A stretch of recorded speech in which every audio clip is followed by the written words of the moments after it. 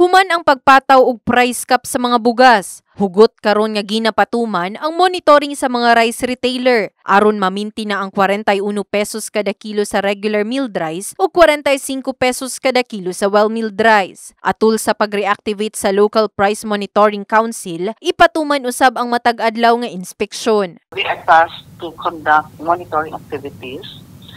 Joint siya, no? Kasi may naka-state naman ng mga agencies kung sino ang concern, no? So, among the agencies are the Department of Agriculture, ang DTI, kasali na rin yung ating PNP, and the rest, no, na pwede natin maisama para part ng monitoring team natin. Apil usab sa monitoring ang profiling sa mga rice retailers. Kiniaron mahibaluan kung kinsa ang manubag kung aduna man bayulasyon ang establishmento. Maisyuhan kini og cease and desist order ug ipasirado ang establishmento kung maka-violate sa price ceiling.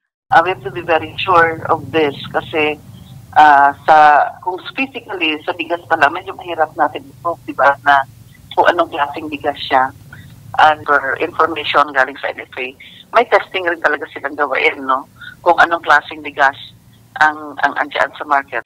Kanhing nagabali og bugas si Apple sa ginatrabahuan sa iyahang bana, mao kini iyahang pamaagi aron makalikay sa pagpalit luyo sa kamahal sa presyo. Malipayon kini tungod adunay gipatuman nga price cap sa pipila ka bugas. Mas maayo kay makapalit ka og kanang makabudget na ka ba na nabay estudyante nimo nya mabudget na nimong bugas ug sudan. Kay karon naka estudyante lisod kaayo nga ang tanan nga palitonon nga mumahal tanan gyud ba.